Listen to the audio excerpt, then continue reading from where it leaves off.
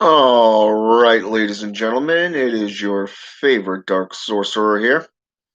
And today I want to discuss with you a little bit about white magic and black magic and how it correlates to Gerald Gardner's threefold law versus that of karma. Okay. Now, number one, so many Wiccans and pagans today go by this thing called the threefold law. This hasn't existed before 1970s, specifically around, what was it, 1974, 75 area, when it was first put into application within an idealism of practice. Okay. Basically, the threefold law is the equivalent of the JCI turn the other cheek. Okay. This is a biblical account of when you're struck on the left, turn also the right so that may be struck. Okay.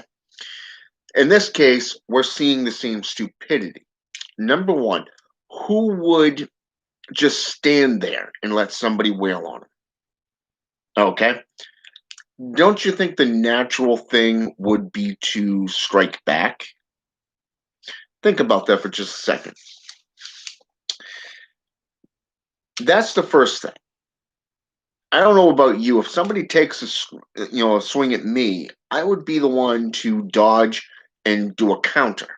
Okay, that means block, dislocate the shoulder, punch to the side, or just go to a reverse knife hand to the back of the neck and just put him down. Okay, you see, this is a natural thing. This is a natural reaction when somebody throws a punch at you, right? Well, what about magic? Okay. What about magic? How does the threefold apply to magic and witchcraft, sorcery in general? Well, let's take a look at this. Okay. Most African Caribbean traditions look at things as a form of karma, just like shamanism, just like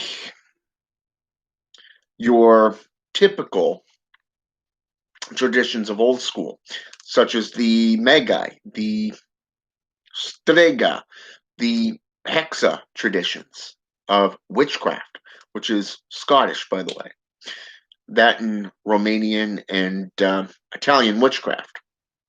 All right. So here we are. Threefold, created in 1970 area, and karma. Karma is what goes around, comes around. Okay. Basically, what you put out is what you're going to get in return. So if you're performing sorcery of any kind, you want to look at it in a state of balance. Balance is key. Look at the Ouroboros, the Tibetan Book of the Dead, where everything is considered equal, just like Constantinos's equal armed cross theory. Okay, where you have good versus evil, light versus day, the four soul types from the Nocturnal Witchcraft book, right? All right, so we have good versus evil, okay? Light versus dark. So if everything is split 50-50, wouldn't it make more sense to just walk that gray road in the center where you're not leaning too far one way or the other? You see, when you fall out of balance, this is when you get into the entrapments, the snares of limited thinking. White is celestial. It's good magic where you heal, you blah, blah, blah, blah, right? Black magic, on the other hand, baneful, bad, evil, works with demons. Does this ring a bell with anybody? Okay. Same thing with karma, the threefold law of return. I believe there was a what was it, Joy of Satan app that was out for a while. It was a PDF on black magic and some form of sorcery where they described threefold law of return was nothing more than a hypocritical oath. That's my words, not theirs, by the way. And this is basically why. It doesn't matter if you have the threefold law, the tenfold law, or that of the hundredfold law of return. If you follow this, you might as well just dub yourself a Christian and go on your merry way. Stop performing. Stop doing magic. Stop doing any form of sorcery. And this is why. What happens if you come up against another sorcerer? Somebody that feels that you as the individual have crossed them, harmed them in some way. Let's say for an example, you're going out driving. You cut somebody off. Doesn't it make more sense that down the road, that karma aspect of somebody else going to cut you off is going to take place? So where does the threefold law come into play? What you put out is what you get in return? No. The threefold law of return is nothing more than a pansy sitting there going, well, I don't want to fight. I'm a non-activist. I don't want to get involved. That's like saying, I'm a Christian, do as I say, don't do as I do. It's hypocritical and it's pathetic. Okay? But if you look at any form of sorcery, such as hexcraft and healing magics, like in the old days, say 1,000 years ago, you're going to see where a sorcerer or a sorceress, a magi, a mage, a sage, a wizard, a warlock, a witch is going to literally sit there, depending on what their nature is and what is called for, calmly, reflectively, going to use the type of magic that is required for that situation. You see, a lot of things today, when you're looking on social media, somebody is always whining. Oh, this person wronged me and my family. They told me no. They gave me a little slap on the back of the hand. I want to hex them. I want to curse them. Guess what? Grow a pair and do it yourself. Learn how to do it yourself. Practitioners are not going to sit there and do things for you for free. They will not. And this is why. 9 times out of 10, most of these morons that come to you,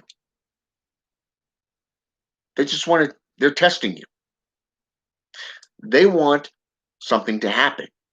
But yet, what they don't realize is that when you catch them in a lie, you end up getting blocked and they move on to the next chump. And then the next, and the next, and the next. These are the types of people that you can place a curse on, a hex on. Something that will get them to grow up and learn. But if somebody sits there and says, oh, I don't know. Let's go with that is prohibited in this group. Let's say bullying, or say, for an example, be kind or courteous. No hate speech. You see, that goes for everyone, including the administration within that group, right? Because it's the owner of that group's rules that he or she put into play. So if you got admins joining in with others to pounce on you, that's hypocritical and going against that group's rules. Therefore, you're outnumbered 10 to 1. Okay? Welcome to a dark sorcerer, a black magician's path working right there. We're used to working as individuals. We're not part of a herd collective like a coven or a temple. Most of us are individuals, which means we're hermits, we're the hierophants, and we don't abide by things like the threefold law. I had one individual claim that this threefold law, just a few years ago, she claimed that this was a part of the Dead Sea Scrolls. Now, I've read the Dead Sea Scrolls. Hell, I've even taught on a few of them, the portions of the Dead Sea Scrolls.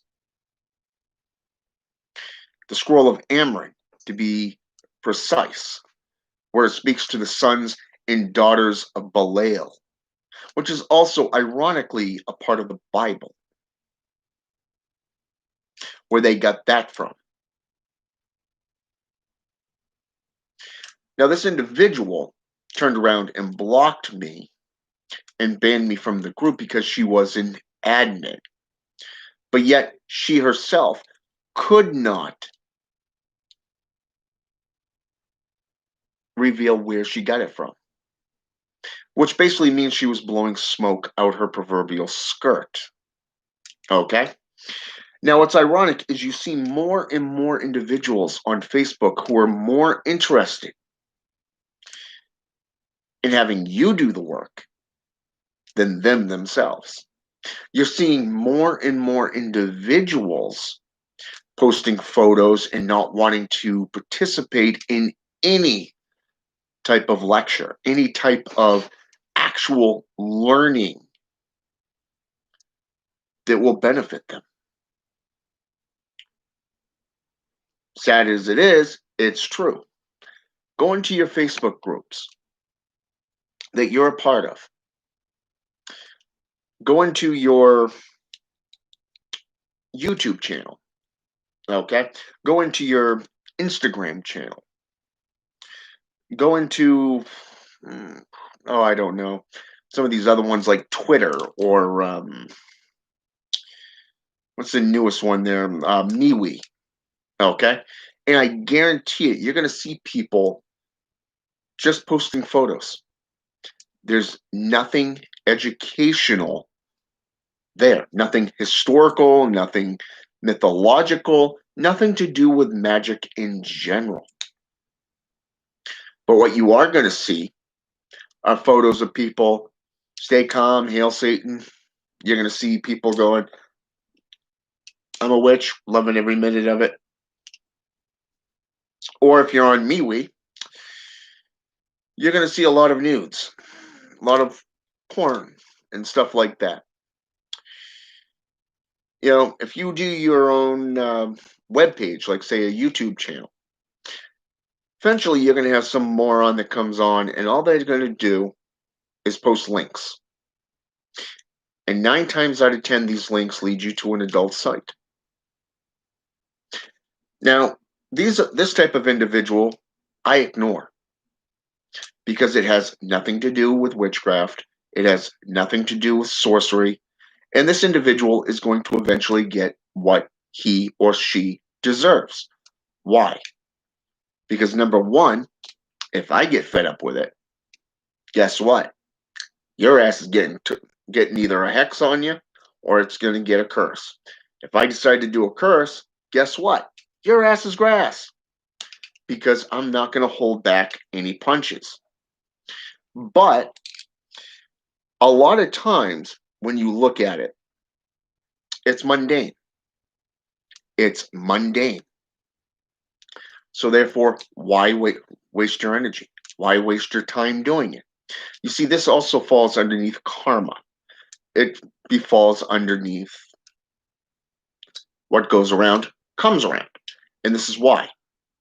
You see, I could deviate my attention from my studies, my practices, my apprentices, in the groups where I have responsibility in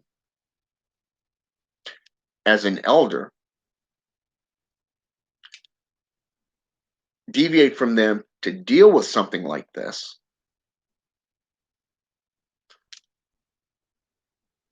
But in the long run, I want you to think about it. What's it going to do? That individual is not going to learn. In fact, about 85% of the overall communities within any tradition, they're all the same way. All talk, no bite. And here is the main point. So many want to live by these white light aspects. And then they sit there and they're the first ones to sit there and complain that, oh my God, I feel like my neighbor is spying on me, or, I'm being disrespected. I think I've been hexed. I think I've been this. I think this is happening. It's that wild conspiracy theory that takes into play. Right there, you just got introduced to karma. Why? Because number one, you've shown the world that you're insane, that you don't know what you're talking about.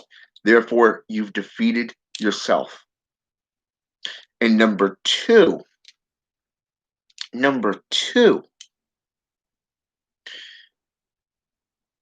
your words and your actions are not going to add up to anything, which again, you defeat yourself. So it's a win-win for somebody like me or somebody who else wants to truly learn. Okay? Who wants to truly learn the ways of sorcery, to be forged in magic, sorcery, to grow, to evolve. You see, those who truly want to evolve are going to do it. They're going to have their own personal libraries.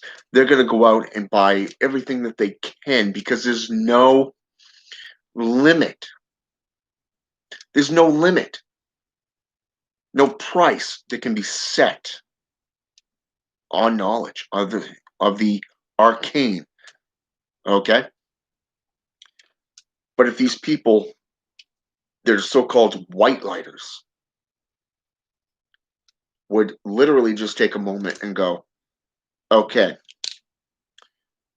I'm going to bring myself back into balance because the universe is also in balance.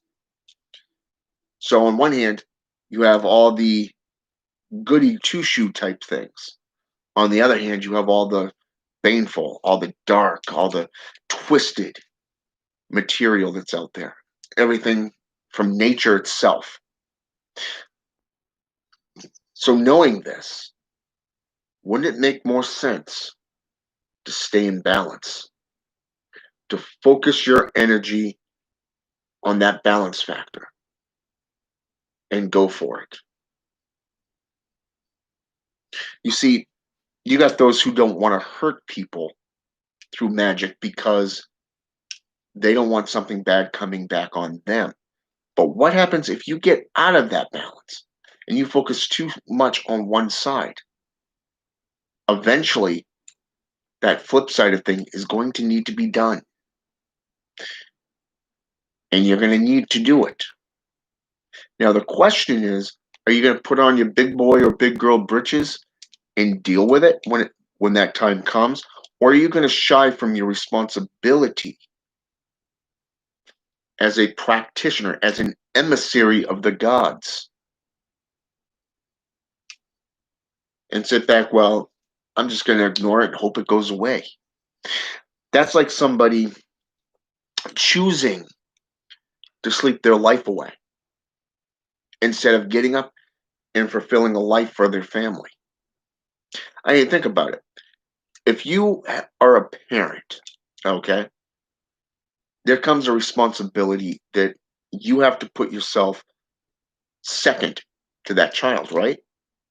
Well, what happens if you are that child? What happens if you are the child of the gods and those gods decide, go fend for yourself? How are you going to defend yourself?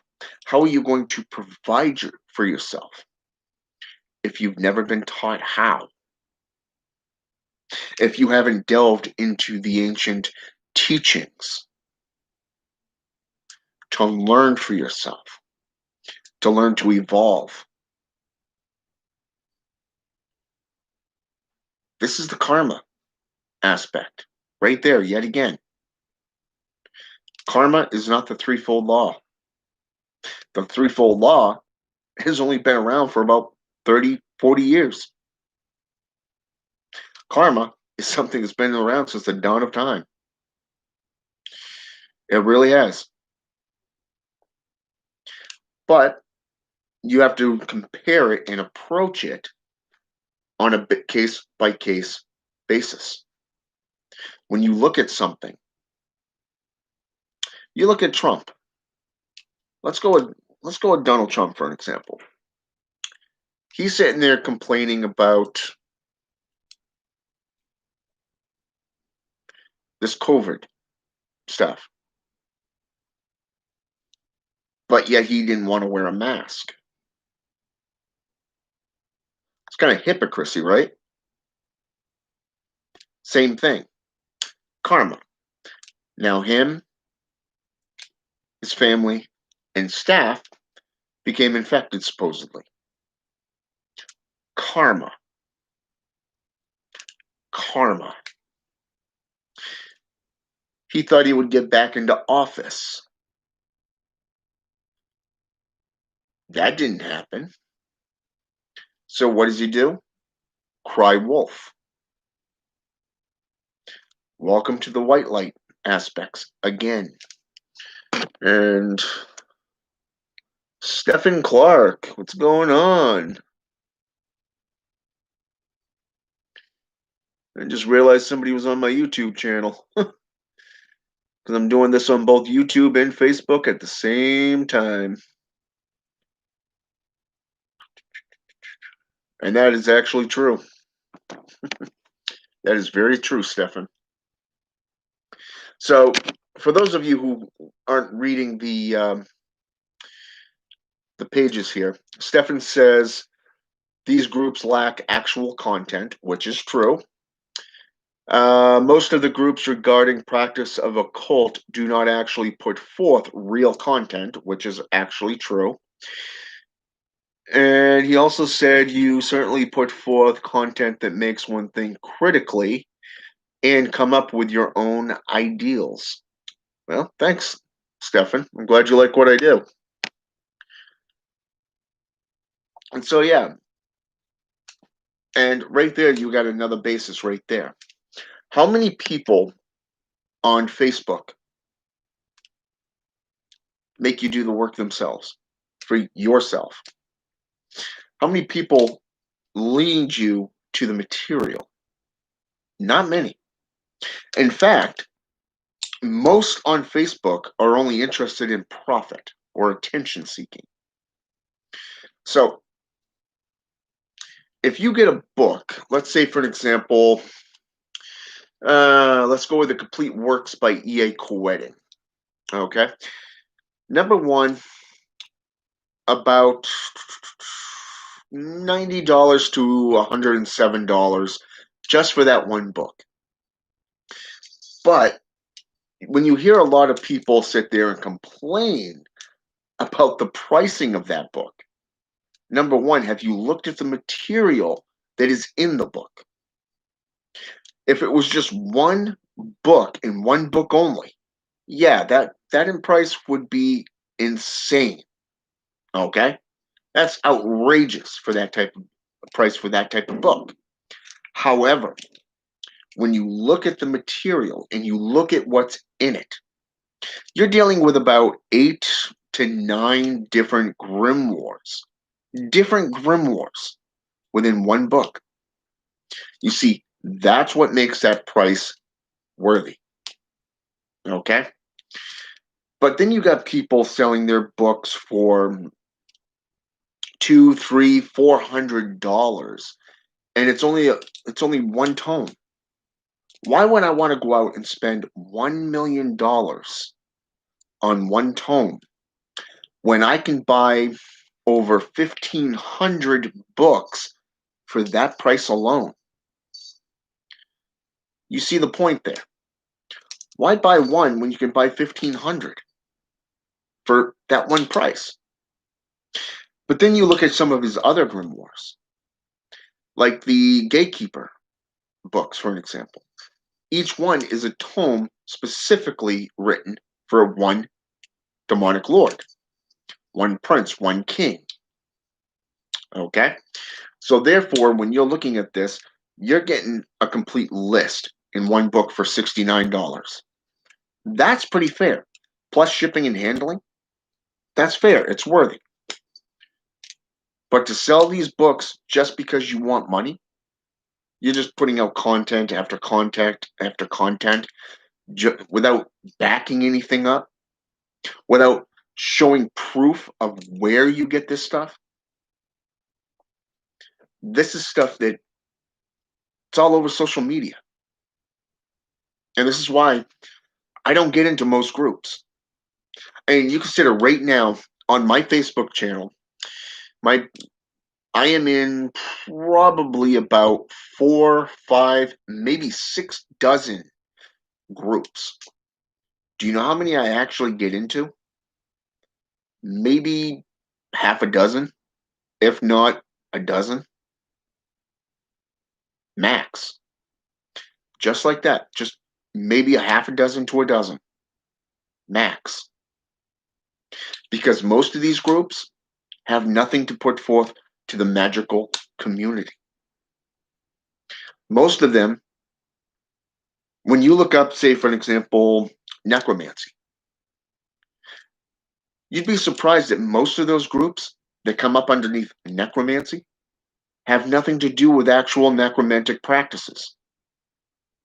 They're based off modern pop culture, like video games for your Nintendo 64 or your Xbox One, like say Halo, for an example, or some form of Mortal Kombat type game. Okay? But it has nothing to do with necromancy. Just like when you look up black magic, you're probably going to end up with a band, an all girls band, and nothing to do with actual sorcery.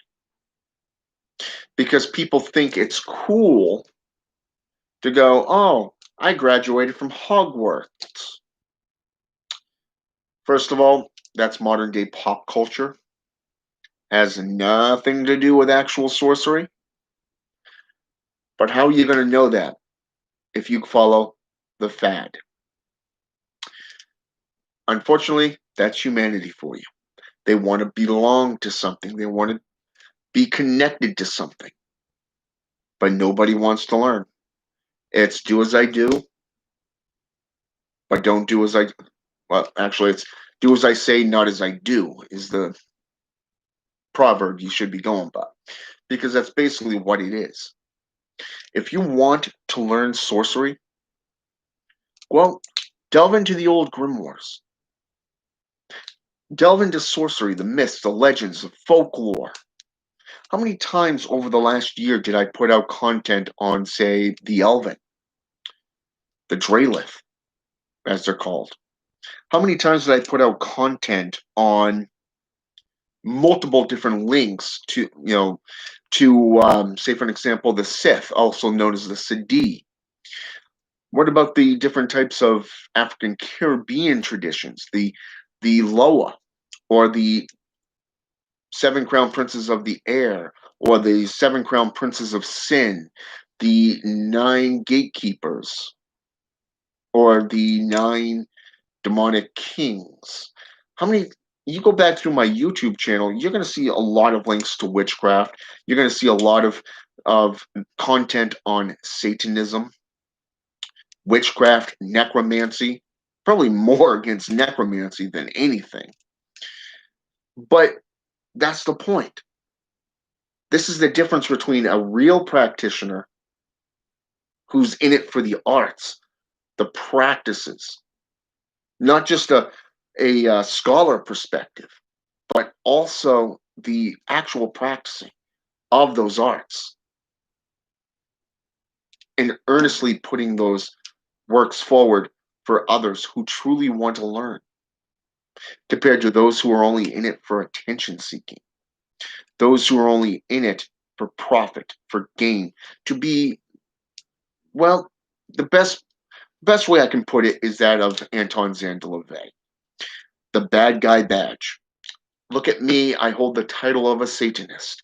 Look at me, I'm a part of a coven. I am a witch. I am a warlock. That doesn't mean crap if you don't have the knowledge and the experience to back it up.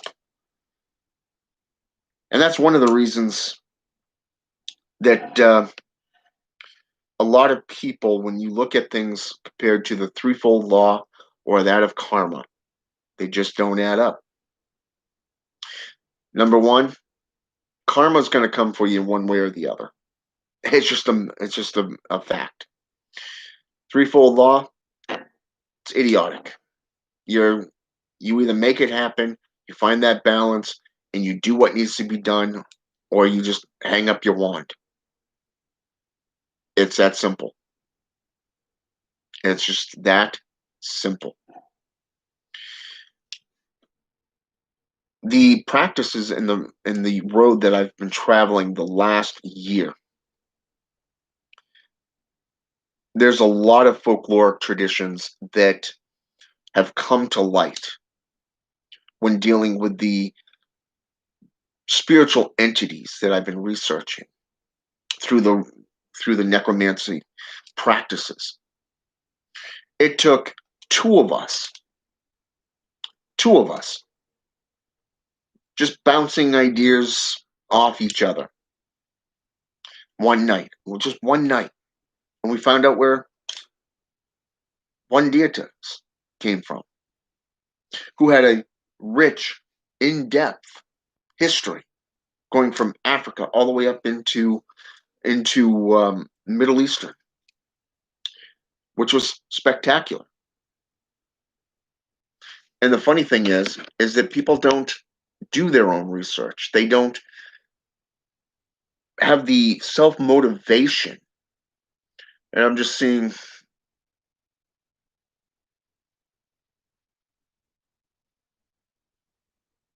that right there is an excellent point, Stefan. Stefan just wrote, truthfully, most left-hand path occult people are not actually left-hand path. They still work from the right-hand path, high ceremonial magic paths with demon names. That's actually true. You consider when I was doing research into the Elven, I actually showed proof of how they were associated with both angelic forms and demonic forms through the Greek definition of daemon. Okay, how they were associated with the Hobbit through Anglo-Saxon, through Scottish, through Proto-Germanic traditions. And I mean, you consider, I mean, you even get into the dark god. And what's ironic is that you got two traditions just in that alone. You have Zoroastrianism, and then you have the Slavic. You get into just about any field, and you trace these beings back far enough, you're going to get away from the right hand path and you're going to get into the true left hand path practice. But the sad part is, not many is willing to do that. They're not self motivated. They just simply want to come in because they think it's cool and it's, well, a fad. That's the best way I can put it to you, right there. Looks cool. It's a fad. Let's run with it. And then you wonder why you get called out on your bullshit. Yeah. So I always state, back up what you preach and always make yourself available to the public. Plain and simple. Plain and simple. Like currently, I am actually doing research into thanatology. Thanatology and necrology plays a huge part from a medical and psychiatrist perspective when it comes to necromancy and understanding death. This has taken me into various different traditions going all the way back to the 16th century. And yes, I'm actually writing an essay on it. And that's the awesome part, because seeing how it deals with the community, seeing how it deals with the family members, seeing how it deals with the dying, the ill and the dying, and then how people associate death from living, how they deal with it. You see, multiple different cultures speak on this. Tibetan Book of the Dead, Egyptian Book of the Dead, going all the way into shamanism, going all the way back to the Dark Head, going all the way back into dark and black shamanism, Genghis Khan tradition back in the 13th century. But how would you know this if you didn't delve into the material? If you didn't experiment, if you didn't do the practices in the work, how would you not know that? How would you know this? The truth is, you wouldn't. You would not be able to know because you're not willing to do the work. You're not willing to become forged in sorcery. That's why there's very few practitioners out there, very few, that hold true to what they do. I can name a small portion of them, probably between one to two hands, about one and a half hand. And those are some that I actually talk to and commune with, but also those that I've actually watched on YouTube channels. I've taken what they spoke on, I've engaged them, asked questions, and then I've gone out after taking the notes from what they've said, and I've gone into the mythology, the history, and I've gone into the regions that they spoke on. Most recently, I've been dealing with, through the necromancy aspects, through Egypt, through Giza, through the Egyptian necromancy traditions of priesthoods. And I can tell you that is quite a fascinating study. Very fascinating. And I would recommend those of you who want to get into these ambassadorships and these apprenticeships that the gods have for you. That is something that I would recommend getting into.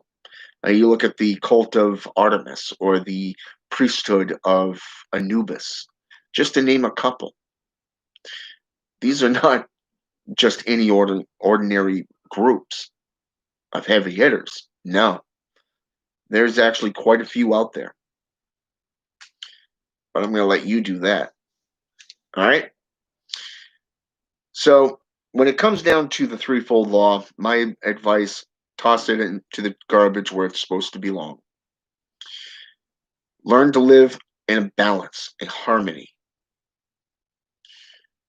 Learn to utilize all aspects of sorcery. not just picking and choosing light over dark, because it's not going to benefit you in the long run. You got to go with both.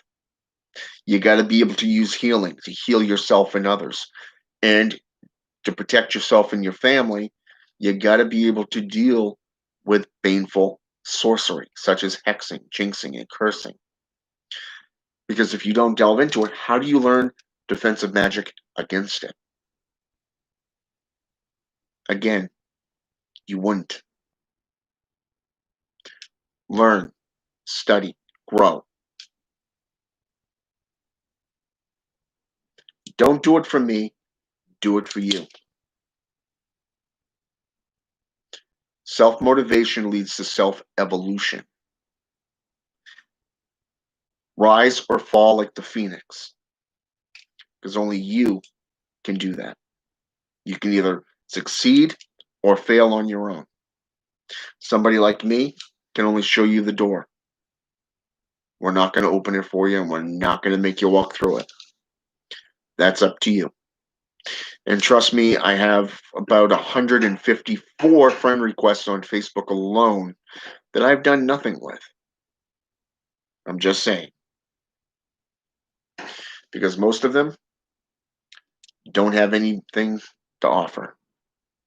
You learn to identify. All right? I'm going to be doing a reading or two in the next few videos that I've got planned. And I hope this video here has been educational and enlightening. I hope that you'll get rid of the threefold law because it is idiotic, dualistic, and it keeps you ensnared in an encampment of lies, servitude, and slavehood. You know, go with karma instead because it works. All right? Find that balance, and until next time, have a good one.